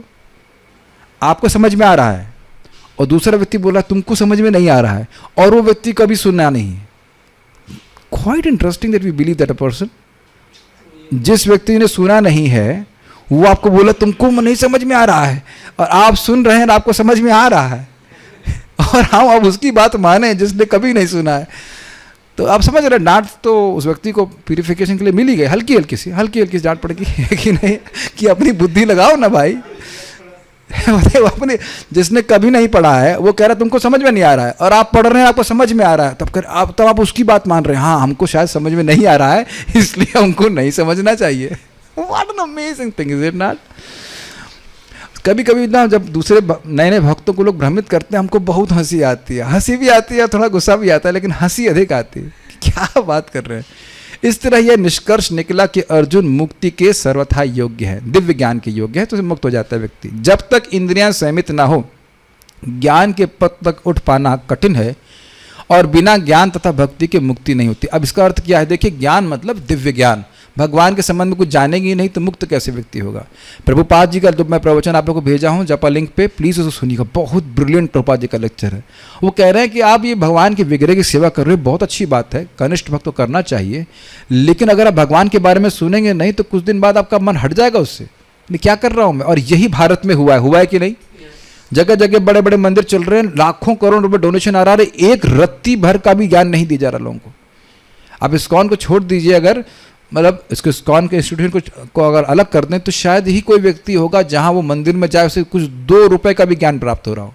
और यहाँ देखिए भक्त लोग पीछे लगे रहते हैं, एक किताब तो ले जाइए, 10 रुपए की ले जाइए, 20 रुपए की ले जाइए, 5 रुपए का 100 रुपए का सेट ले जाइए।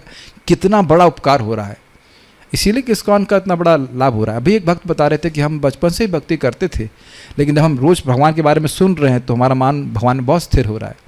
तो ज्ञान का मतलब निर्विशेष ब्रह्म का ज्ञान नहीं, भगवान के महिमा का ज्ञान, ठीक है, और उसके अनुसार फिर वो कार्य भी करे, दोनों चीज़ें। अर्जुन अपने भौतिक गुणों के अतिरिक्त इस समस्त दैवी गुणों से में भी दक्ष था। फिर से याद कर लीजिए, शम दम, लगा के बोलो, दम, उपरति, तितिक्षा और गुरु में श्रद्धा। अभी समाप्त नहीं हुई एक टीका, श्रीपाद रामानुजाचार्य। ये हरि बोल, यू आर ऑल हैप्पी। बहुत छोटी सी है। यदि आप कहते हैं युद्ध शुरू करने के बाद अगर हम युद्ध से पीछे हट गए तो धृतराष्ट्र के पुत्र हम सभी को जबरन मार डालेंगे। हाँ, बड़ा सुंदर है। अर्जुन कह रहे हैं कि मैं युद्ध ना करूं और मैं छोड़ के चला जाता हूं। दुर्योधन छोड़ने वाला नहीं है, वो तो ये नहीं देखेगा, वो क्या सोचेगा, आज ये इसका मूड है कि ये आज युद्ध नहीं करेगा। कुछ ही समय में इतनी बड़ी उसने सेना लेके आ गए, व्यूढ़ाम द्रुपद पुत्रेण तव शिष्येण धीमता इत्यादि। देख रहे हैं कि जरा सा इनको छोड़ दी, देखो कितनी बड़ी ये है सेना लेके आ गए। तो इसको तो nip the evil in the bud, बोलते हैं ना, तो कह रहे हैं कि इस शत्रु को तो अभी मार देना चाहिए, ना युद्ध कर रहा उसे क्या मतलब है, काटो गर्दन इनकी। तो ये भी तो संभव है कि तुम मान लो युद्ध करने के लिए छोड़कर तुम भिक्षा मांगने के चक्कर में पड़ो, वो तुमको वहां जान से मार देंगे। Make sense? वो तो कर ही रहे थे भाई, युद्ध कर रहे थे कि जब उनको लाक्षागृह में जाने का प्रयास किया जा रहा था, तब तो अर्जुन को युद्ध नहीं कर रहे थे। वो तुमको छोड़ने वाला है क्या? तुम युद्ध नहीं भी करोगे तो भी तुमको मारेंगे, जबरन समझ रहे, जबरदस्ती मार डालेंगे। मान लो भगवान कृष्ण ऐसा कहें तो अर्जुन कहते हैं तो मैं कहता हूं कि ऐसा ही अस्तु हो जाए, ऐसा मार दें, कोई दिक्कत नहीं।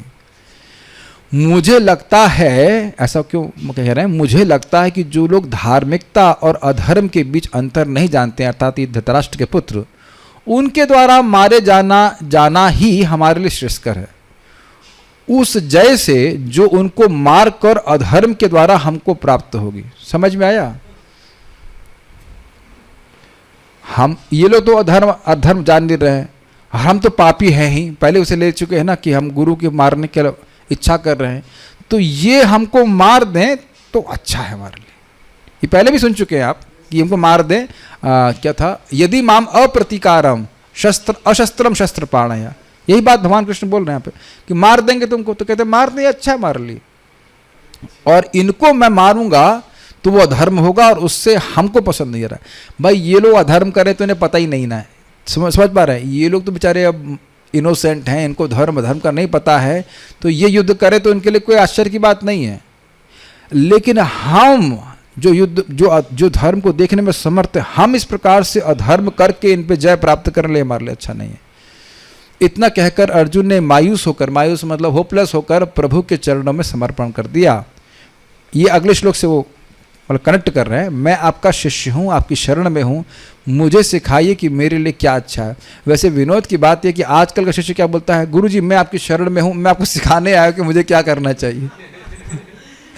बहुत बार शिष्य कहता है गुरुजी कैसे हैं, समझ ही नहीं रहे, हमको बात बोल दिया है सुबह उठ करके, देखिए सुबह उठने में कितना दिक्कत होता है, पता है जाड़ा चल रहा है इस समय, कुछ नहीं समझ रहे हैं, कपाल पे चढ़ रहे हैं हमारे कि नहीं। तो यहाँ पे इसका प्रभाव आप देखे होंगे, चैतन्य चरितामृत में बोला है, दीक्षा काले शिष्य करे आत्मसमर्पण, सेई काले कृष्ण करे तार आत्म सम। व्हाट अ पावरफुल स्टेटमेंट नहीं? दीक्षा के समय आत्मसमर्पण मतलब मैं अपनी स्वैर आचरण के अनुसार नहीं चलूंगा, आप जैसा बताओगे वैसा करूंगा।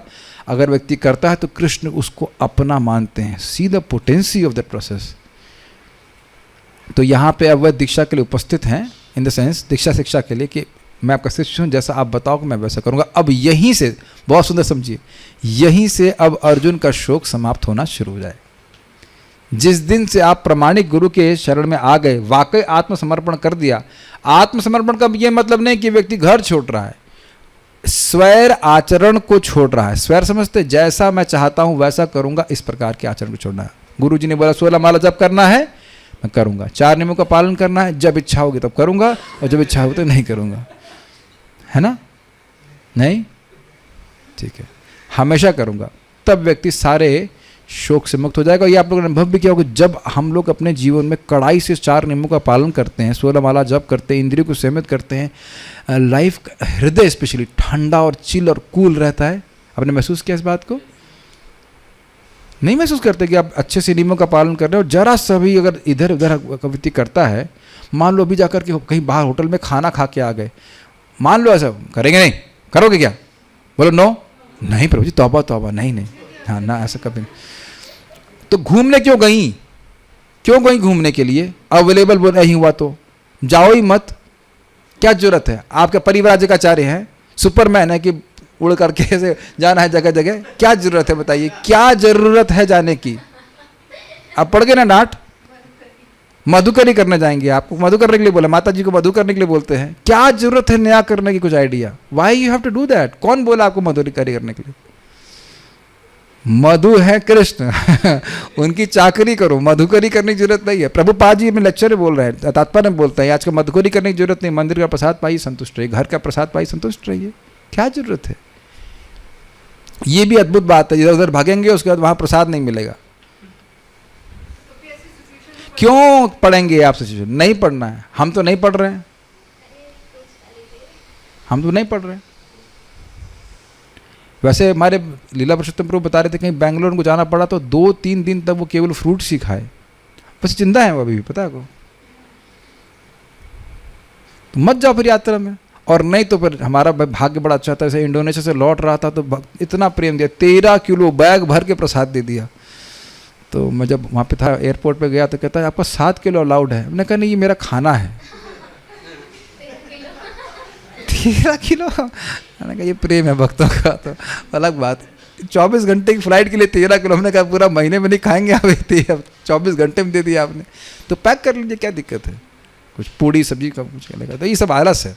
ओके देखिए, when you want to do something, when you really want to do something, the test is that you will do that thing. कोई दिक्कत है, प्रसाद नहीं मिल रहा है यहाँ पे आपको, मधुकरी करना पड़ रहा है वृंदावन में,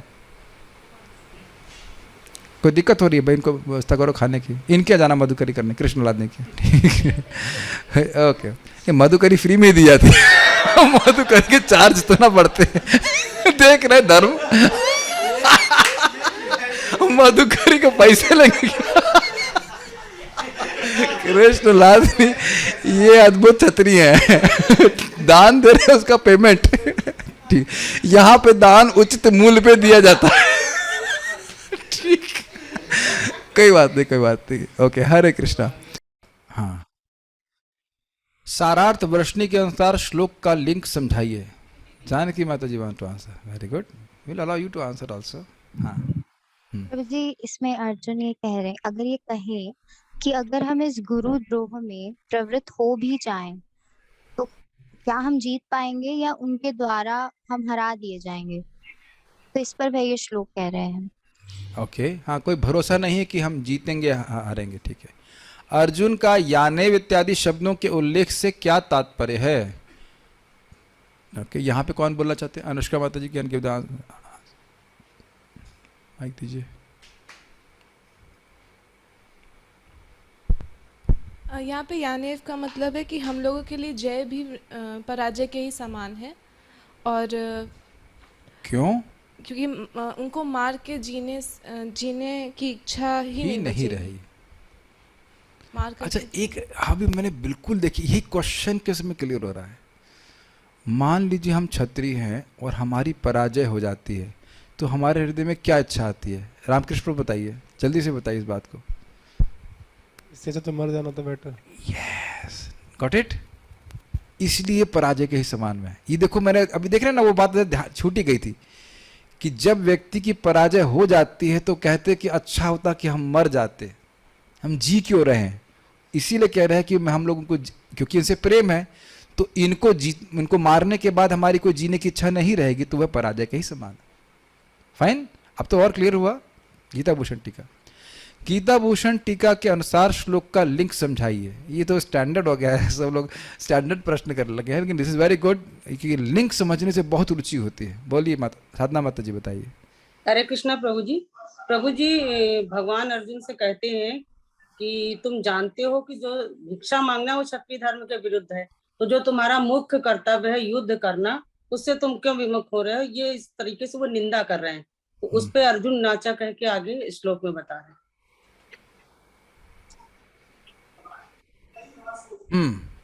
मैं नहीं समझ पा रहा हूं कि भिक्षा करना श्रेष्ठ है या युद्ध करना।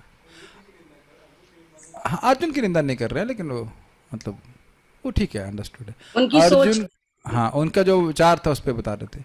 अर्जुन को this very good one what you spoke just now, very nice point by Ramakrishna Prabhu just now spoke. देखिए, यही डिस्कशन बहुत इंपॉर्टेंट है।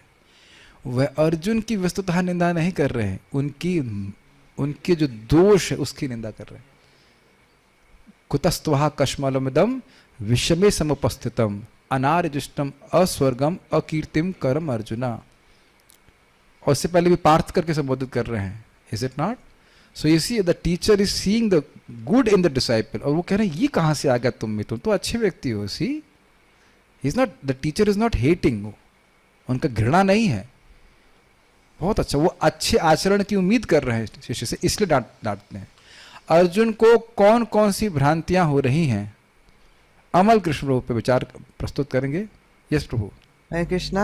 इसमें दो चीज़ बताई गई है कि सबसे पहले अर्जुन ये नहीं समझ रहे कि युद्ध करना चाहिए या फिर युद्ध छोड़कर मुझे भिक्षा लेके जीवन यापन करना चाहिए, और दूसरा है कि अगर युद्ध कर भी ले तो क्या गारंटी कि मैं जीतूंगा ही या फिर सामने वाले जो दुर्योधन एक्सेट्रा है वो जीत जाएंगे। हाँ एक्सेट्रा एक्सेट्रा, ठीक है। इतने बड़े क्षत्रियो को एक्सेट्रा में डाल दिया आपने। चलिए ठीक है। विजय प्राप्त होने पर भी उसका फल पराजय ही होगा, ऐसा अर्जुन क्यों कह रहे हैं? तो बड़ी अजीब सी बात है। अदिति माता जी, यस प्लीज। वर्षा माता ji are very late in raising hands. Okay, you lose the chance. Okay बोलिए। एक मिनट रुको। यद्यपि अर्जुन विजय प्राप्त कर सकते हैं, परंतु कह रहे हैं कि विजय होने पर भी उसका फल पराजय ही होगा, क्योंकि मैं अपने भाइयों और भीष्म को मारकर जीना ही नहीं चाहता, और ऐसे राज्य सुख भोगने की भी मेरी कोई इच्छा नहीं है, तो ऐसी विजय पराजय के ही समान है। आपने उत्तर तो बहुत सही दिया, लेकिन मैं चाह रहा था कि उत्तर आप स्क्रीन की तरफ देख करके बोलते हैं। इन द सेंस मतलब पढ़ करके बोलना तो ठीक है, लेकिन मान लो कोई पूछेगा तो तुरंत किताब निकालेंगे आप। तो वो भी ठीक है, किताब निकाल के अपने बोलते तो भी ठीक है, लेकिन थोड़ा सा और इम्प्रूवमेंट चाहिए। चलिए नेक्स्ट प्रश्न हम तनिषा माता जी से पूछते हैं। कौन परम सत्य को अपने हृदय में देखने के योग्य है? टीका में उद्धृत श्लोक के अनुसार बताइए। मतलब भले श्लोक तो मुझे भी याद नहीं है, एक पॉइंट्स बता सकते हैं कि 5 गुण थे, उनको बता दीजिए। बोलिए। आपकी आवाज़ नहीं आ रही है। कौन सा माइक आप यूज़ कर रहे हैं? ऑन की है माइक? ऑडियो कनेक्टेड नहीं है आपका। ऑडियो कनेक्ट कीजिए। शायद आपने ऑडियो कनेक्ट नहीं किया है। इट सीम्स सो, है ना? ऑडियो कनेक्टेड है, कोई बात नहीं। आपके बाढ़ हमारी तरफ हमको नहीं लग रहा है। ठीक है, आपके वाक बाढ़। Okay, so what to do? Okay, आप लोग सुन, एक मिनट रुकिए, चेक करते हैं। अमल कृष्ण जैसे हरे कृष्णा टू अस। हरे कृष्णा। हाँ, हमको सुनाई पड़ रहा है, आप इनका नहीं सुनाई पड़ रहा ना। ओके, तो इनका प्रश्न जा रहा है वर्षा मेहरा माता जी को। संतोष के प्रभु, आपका माइक तो बहुत गड़बड़ रहता है। गिंग गुंग गिंग। चाइना में मंगवा दिए? अच्छा ठीक है। ऐसा लगता है कि चाइनीज भाषा में उत्तर दे रहे हैं। ठीक है, okay, but any I will give you chance. पहले आप वर्षा माता जी को उत्तर देंगे। बोलिए। कृष्ण प्रभु जी, परम सत्य को अपने हृदय में देख पाने के लिए 5 गुण होने चाहिए। पहला है शम यानी मन का नियंत्रण, दूसरा है इंद्रियों का नियंत्रण होना चाहिए, फिर है उपरति यानी कि समस्त भोगों से विरक्ति, और फिर है तितिक्षा यानी कि सहन करने की शक्ति। जैसे अर्जुन कह रहे हैं कि हम भिक्षा मांग लेंगे, मतलब उतना सहन करने को तैयार हैं। और है आखिरी है श्रद्धा, गुरु के वचनों में श्रद्धा होनी जरूरी है। वेरी गुड, सही। 5वां प्रश्न जा रहा है चाइनीज उत्तर देने वाले। कहाँ गए संतोष कृष्ण प्रभु? We want to have some Chinese chow mein. गिंग मुंग गिंग। ठीक है। किम नु राज्येन 1.32, उपरति 1.35 आदि से अर्जुन के कौन से गुण लक्षित हो रहे हैं? तो बता ही दिया गया, फिर भी आप बताइए, बताइए, बोलिए। अनम्यूट तो कीजिए। हाँ, अनम्यूट नहीं कर पा रहे हैं, कोई बात नहीं, आज हम चाइनीज नहीं सुन पाएंगे। और क्वेश्चन उत्तर कर लिया? हाँ बोलिए। हाँ, फिर वही चालू हो गया।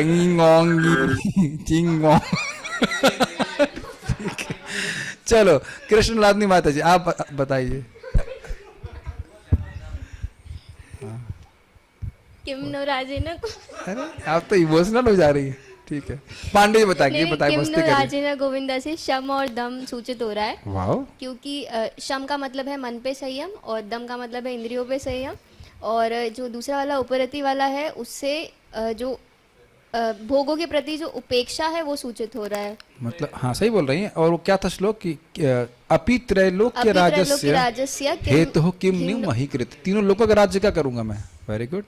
और बाकी भी किसी को याद है? और तितिक्षा था। भिक्षा पिछला वाला श्लोक था, भिक्षा मांग के जी लूंगा। और गुरु में श्रद्धा अगले श्लोक में है, भगवान की शरण में जा रहे हैं। बड़ी तेज हो जा रही है, क्या बात है। क्या कहने से अर्जुन का तितिक्षा का गुण सूचित हो रहा है? तनिषा माता जी फिर भी बोलना चाहेंगे कुछ? नहीं, वो हाथ भी नहीं रेस कर रही हैं और गायब हो जा रही हैं। नहीं, गायब क्यों हो जा रही है यहाँ? यस, बोलिए। आवाज आ रही बहुत कम, है गेन थोड़ा बढ़ाइए। आपके पास माइक है कुछ अच्छा सा गेन बढ़ाए? माइक नहीं है, लैपटॉप से डायरेक्ट बोल रही हैं। अच्छा, पैसे बचा रही हैं, ठीक है, बचाओ पैसे, बताओ। इसी यही गुण है, दिव्य गुण, इसके द्वारा आध्यात्मिक ज्ञान प्राप्त होता है। प्रभु जी, कोई बात नहीं। हाँ, अब आ तो रही आवाज, लेकिन कम है। बोलिए, फिर से अनम्यूट कीजिए।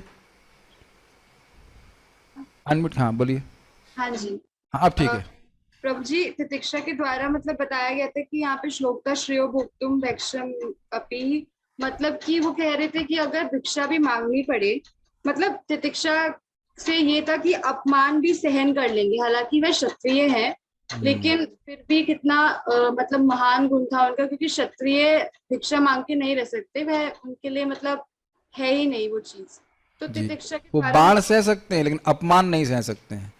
तो लेकिन वो उसीलिए कह रहे हैं भैक्षम अपी, यद्यपि मेरे लिए एकदम एक बाण भी, एक वाक बाण भी सहना असंभव है, फिर भी मैं सहन कर लूंगा। तो ये उनकी तितिक्षा को सूचित कर रहा है। तितिक्षा होती है क्षत्रियों में, लेकिन बाण सहने की, अपमान सहने की नहीं।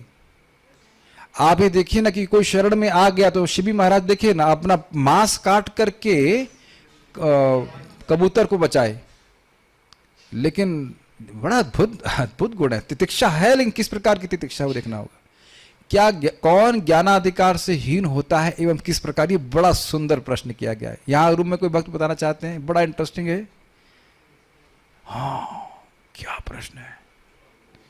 ओके, जानकी माता जी वांट टू आंसर।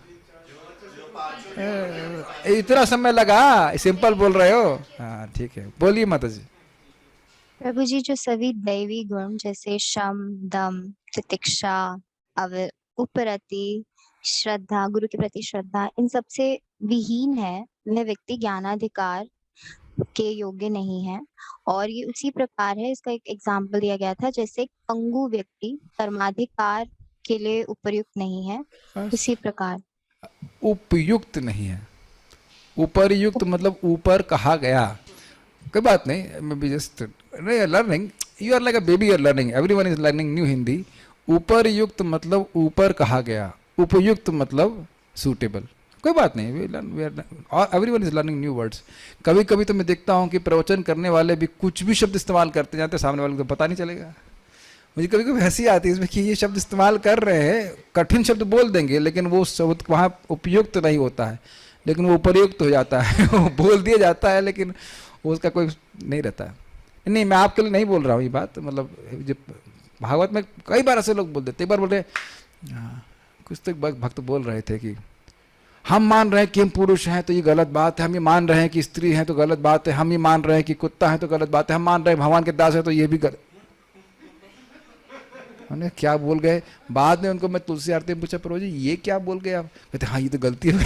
उन्होंने कहा ये तो बहुत बड़ी गलती हो गई। And you are not many mistake. उपरयुक्त एंड उपयुक्त इज डिफरेंट। वह व्यक्ति, जैसे व्यक्ति जो पंगु है वह कर्माधिकार के उपयुक्त नहीं है, ये बोलना चाहिए। ठीक है, समझ में आ गया? Okay, repeat. उपयुक्त और उपयुक्त में क्या अंतर है बताइए। हाँ, so that you have learn this two words. उपयुक्त अर्थात वह उसके योग्य नहीं है, और उपरयुक्त अर्थात जो ऊपर लिखा गया। हाँ, पहले कहा गया है। Got the difference? हाँ, एक आधे राह से अंतर पड़ जाता है। कोई बात नहीं, I have to teach. Srila Prabhupada ji तात्पर्य, अर्जुन का इस प्रकार का विचार विमर्श क्या सूचित करता है? He is doing paralysis by analysis. वास्तवतः बात यही हुआ है, पैरालिसिस तो हो गया है ना, हम कुछ नहीं कर पा रहे, ज्यादा एनालिसिस करके कुछ नहीं कर पा रहे हैं। But anyways it was good, हम ये मजाक के लिए बोले। अर्जुन का इस प्रकार का विचार विमर्श क्या सूचित करता है? यहाँ कोई बताइए मुझे, कौन बोलेगा? जयवंत नहीं, तो प्रश्न सेट किया, इनको तो उत्तर पहले से पता होगा। रामकृष्ण पांडित जी को दीजिए, ये बहुत चुप रह लिए, बोलिए।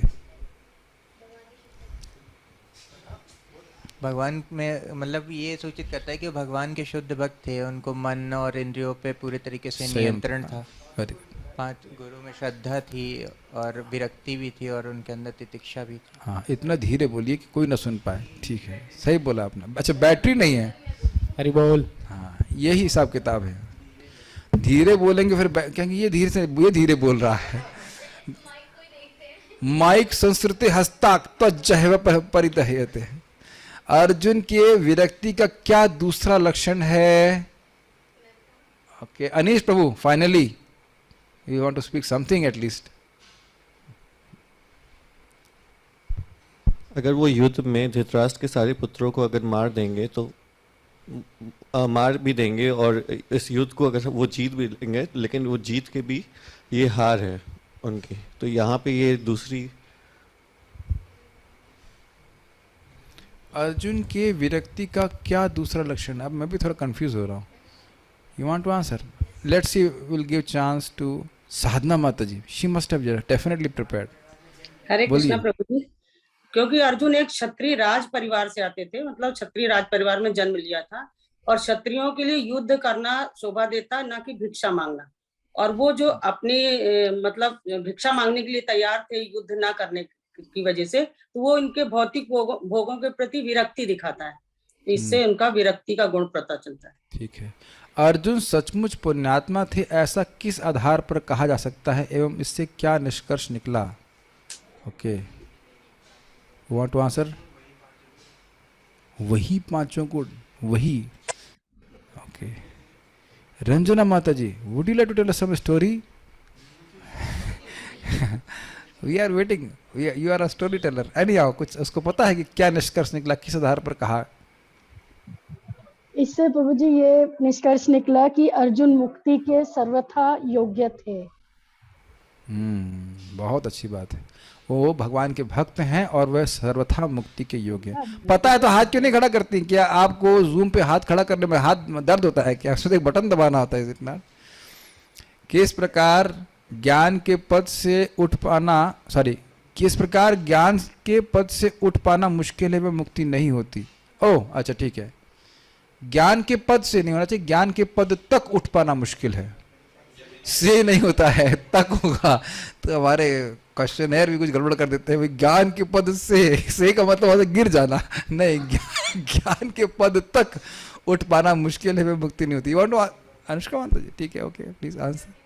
माइक ऑन कीजिए, बोलिए. जब इंद्रियां संयमित नहीं होती हैं तो ज्ञान के पद तक उठ पाना कठिन होता है. और जब इंद्रियां ही संयमित नहीं हुई तो मुक्ति कैसे होगी? भाई हम जप ही नहीं करेंगे तो बताइए मुक्त कैसे होगा? आप देखिए, जब करते, आपने चीज नोटिस करी कि जब करते ही चिड़ मचने लग जाती है शुरुआत में. मन एकदम रेजिस्ट करता है. उससे पहले मन को कोई दिक्कत नहीं है. एग्जाम्पल दूं, जैसे वो पैडलर मशीन होती है ना, पैडलर देखें आप लोग. पैडलर नहीं चला रहे तो कोई दिक्कत नहीं, जैसे चलाना शुरू करेंगे रेजिस्टेंस फील होने लगता है. लेकिन आपके लिए अच्छा है, जब तक आप बॉडी बिल्डिंग क्या डंबल्स नहीं उठाते कोई दिक्कत नहीं. जैसे उठाना शुरू करेंगे तो रेजिस्टेंस महसूस करते हैं, लेकिन हर बार आपकी मसल स्ट्रांग हो रही है. और एक समय आएगा जब आपको नाम में बहुत रुचि प्राप्त होगी. आप ही देख लीजिए ना, करते करते हम लोग भी काइंड ऑफ एडिक्ट हो रहे हैं भगवद गीता के लिए. ये तो हमारे दिल से पूछिए, अब क्या कहा जाए. पहले 1 घंटा होती थी, अब 1.5 घंटा होने लगी. नहीं, और अब वहाँ तो लग रहा है आप 3 घंटा क्रॉस ही करवा देंगे, जितासना करवा ही देंगे, है ना. अर्जुन किन में दक्ष थे? चाउमीन खाने में. मुझे पता ही बात. This will be answered bye Gopal Prajapati Prabhu. Can you answer this one? बोलिए. हरे कृष्णा प्रभु जी. अर्जुन अपने भौतिक गुण और समस्त दैवी गुणों में दक्ष थे. Very good. भौतिक गुणों में भी दक्ष थे युद्ध करने में, और दैवीय गुणों में थे. दैवी गुणों में. ठीक है. और क्या? अरे प्रश्न हो समाप्त हो गए. बहुत बहुत धन्यवाद. So will stop here. Stop the question answers now.